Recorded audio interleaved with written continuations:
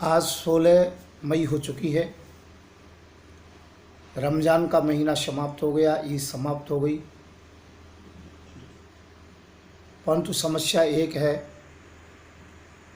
जो नरसिंहानंद का और हमारा जो विवाद चल रहा था, हमने सोचा था कि थोड़ा प्रेशर डालने से सरकार इन्हें अरेस्ट करेगी निष्पक्षता से और नरसिंहानंद माफ़ी मांगेगा जनता से। परंतु ये निराशाजनक रहा। नरसिंहानंद ने पैगंबर साहब की आलोचना की, कुरान शरीफ के ऊपर टीका टिप्पणी की, मोहम्मद साहब के चरित्र के ऊपर उंगली उठाई, कलाम साहब को जिहादी कहा, मुसलमानों को देश का गद्दार बताया। और सबसे बड़ी बात यह कि बार बार ये कसम खाते हैं कि मैं इस्लाम को समाप्त कर दूंगा।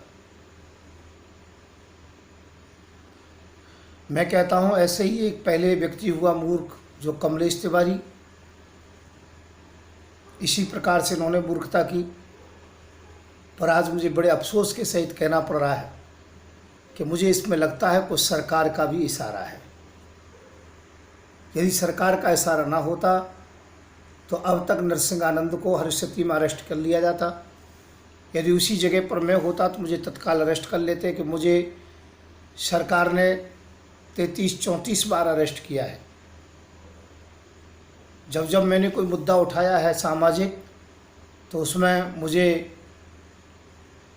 घिनौने आरोप लगाए गए हैं। अब भी कहा जा रहा है यदि गाय का बीफ के विषय में कहोगे कि मोदी जी ही गाय के मांस का व्यापार करते हैं, बीफ सुपरमैन है, तो आज भी वो मुझे 8 साल की लड़की के रेप के केस में अंदर डालेंगे और आसाराम की तरह कर देंगे।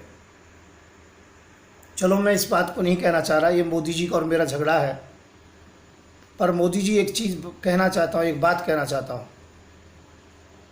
कहीं भारत के मुसलमानों के हृदय में एक बात ना घर बैठ जाए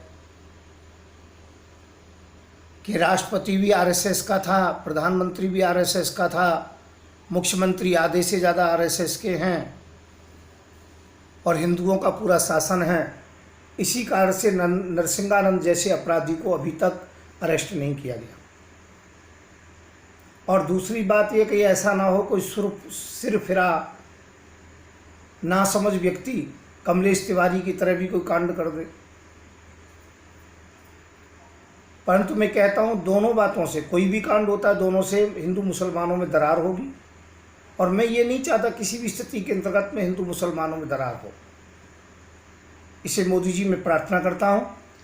मैं आपको एक गाइडलाइन देता हूँ कि आप नरसिंहानंद सरस्वती को 25 तारीख से पहले अरेस्ट कर लीजिए।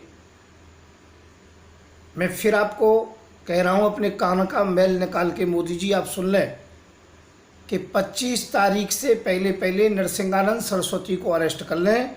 यदि आपने उसे 25 तारीख तक अरेस्ट नहीं किया तो मैं 27 मई को दिन के 12 बजे से 3 बजे के बीच में कभी भी अपने लोग लेके जाऊंगा डासना मंदिर पर, बोर्ड को भी उखाड़ूंगा और जो भी नरसिंहानंद के पक्ष के लोग मिलेंगे उन्हें भी मारूंगा पीटूंगा और नरसिंहानंद को भी मारूंगा पीटूंगा, दौड़ा दौड़ा करके मारूंगा।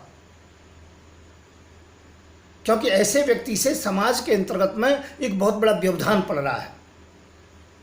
ये ढोंगी है, पाखंडी है, चरित्रहीन है, देश को तोड़ने वाला है। इसे ये नहीं पता है ऐसे बयानों से जहाँ हिंदू कम हैं, मुसलमान ज़्यादा हैं, उन हिंदुओं की बहन बेटियों के साथ, हिंदुओं के साथ क्या बीतती है। और जहाँ मुसलमान कम हैं, हिंदू ज़्यादा हैं, वहाँ पर उन मुसलमानों की बहन बेटियों से, मुसलमानों से क्या बीतती है। इस मूर्ख को ये मालूम होना चाहिए। हम जैसे जुम्मेवार व्यक्तियों को, जिस पद पर हम बैठे हैं, हम लोगों को शांति की बात करनी चाहिए।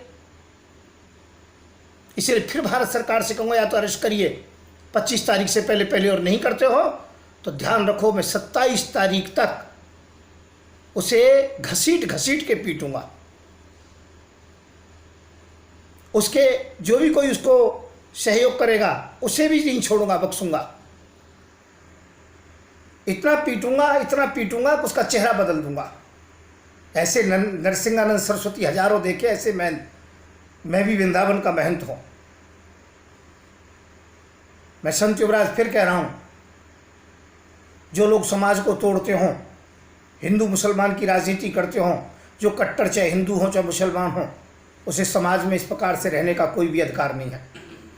इसलिए मेरा निवेदन है, इन्हें अरेस्ट करें। और मेरे मित्रों, जिसके पास भी ये वीडियो जाती हो, इसको ज़्यादा से ज़्यादा शेयर करें। मैं संत युवराज, राष्ट्रीय अध्यक्ष भारतीय जन जागृति पार्टी। मेरा नंबर है 9927404606। ये देश की एकता अखंडता के लिए इसे ज़्यादा से ज़्यादा आगे बढ़ाएं और सरकार जो भी कोरोना की गाइडलाइंस बताती है उसका जो कि पूरा पालन करें। धन्यवाद। मैं संत युवराज, राष्ट्रीय अध्यक्ष भारतीय जन जागृति पार्टी। जय हिंद, जय भारत।